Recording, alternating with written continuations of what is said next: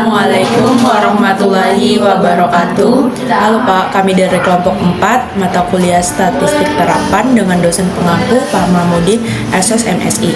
Pada video kali ini kami akan menjelaskan tentang bagaimana cara penggunaan aplikasi SPSS dengan cara menginput datanya. Di sini judul yang kami ambil adalah tentang pengaruh komunikasi krisis terhadap reputasi perusahaan di media sosial. Adapun nama anggota kelompok, yang pertama saya sendiri, Hasrizani Ananta Dwi Pratiwi. Dan saya Misrawati Wahab. Saya Irna. Saya Suryadiningsi Widya Astuti. Dan ada pun juga rekan kami yang saat ini berhalangan hadir, yaitu Halo, saya Gavin Salwa. selamat menyaksikan. Langkah pertama yang kita lakukan adalah membuka aplikasi SPSS.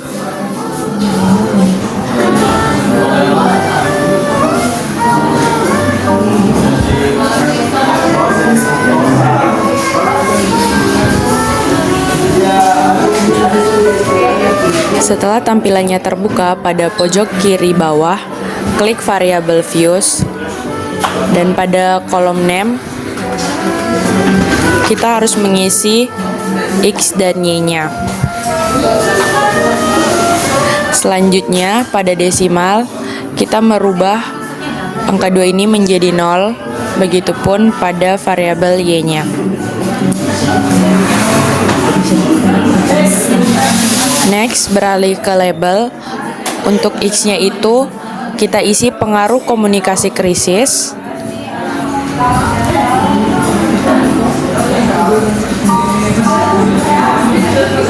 Dan Y-nya reputasi perusahaan di media sosial.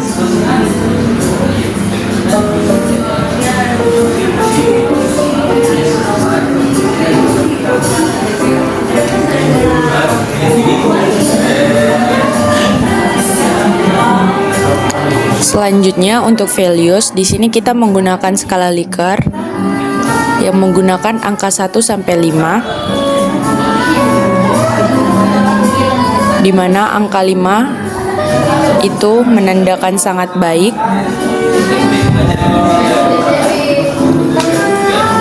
angka 4 menandakan baik,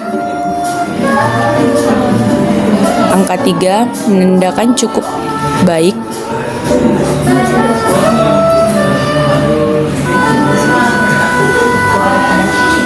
dan angka 2 menandakan kurang baik,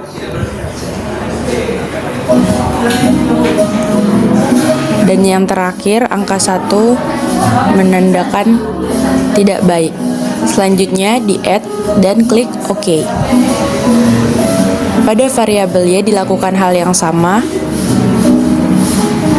jadi cukup di copy dan di paste saja. Untuk measure, kita mengganti menjadi scale.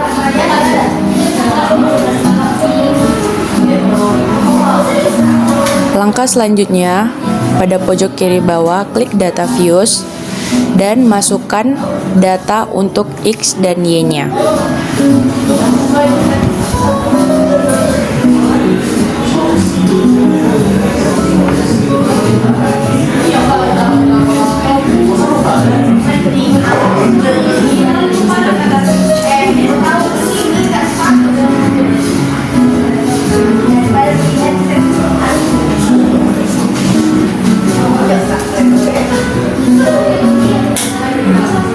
Selanjutnya, klik di atas Analyze, pilih Regression,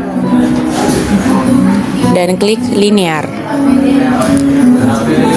Pada tabel ini, kita masukkan pengaruh komunikasi sebagai unsur X-nya pada kolom Independent,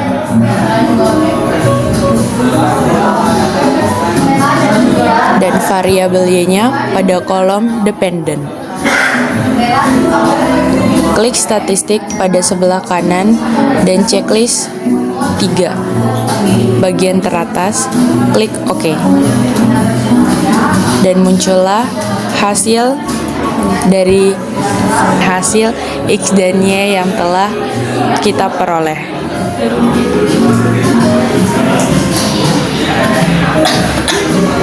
Pada Tabel variabel interest ini menunjukkan mengenai variabel apa saja yang diproses, mana yang menjadi variabel bebas dan variabel terikat. Tabel ini menjelaskan besarnya korelasi hubungan R, yaitu sebesar 0,27, dan dijelaskan besarnya persentase pengaruh variabel bebas terhadap variabel terikat, yang biasa disebut koefisien determinasi. Variabel ini berasal dari hasil penguadratan R. Dari output inilah diperoleh koefisien determinasi R2 sebesar 0,001. Yang artinya bahwa pengaruh variabel motivasi terhadap variabel hasil belajar sebesar 0,01%, sedangkan sisanya 99,9% yang berasal dari 100% dikurang 0,01% sebesar 99,9% atau 0,999% yang dipengaruhi oleh faktor lain di luar variabel X. Selanjutnya kita masuk di bagian output ANOVA.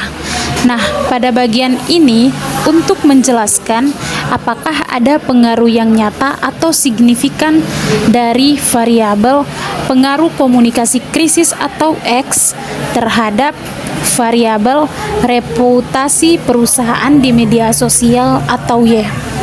Nah, dari output tersebut terlihat bahwa F dihitung sama dengan 0,038 dengan tingkat signifikasi atau probabilitas 0,847 lebih besar dari 0,05.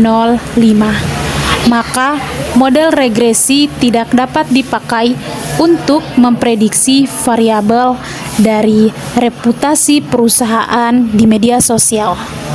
Baik, saya akan membacakan hasil dari tabel koefisien. Pada kolom B diperoleh konstanta B0 sama dengan 3,712, sedangkan nilai pengaruh komunikasi krisis 0,26. Sehingga persamaan atau model regresinya dapat ditulis Y sama dengan ABX atau 3,712 ditambah 0,26X. Adapun membaca persamaan regresi di atas, yang pertama, nilai konstanta positif sebesar 3,712 menunjukkan pengaruh positif variabel independen. Bila variabel independen naik atau berpengaruh dalam satu satuan, maka variabel reputasi perusahaan di media sosial akan naik atau terpenuhi.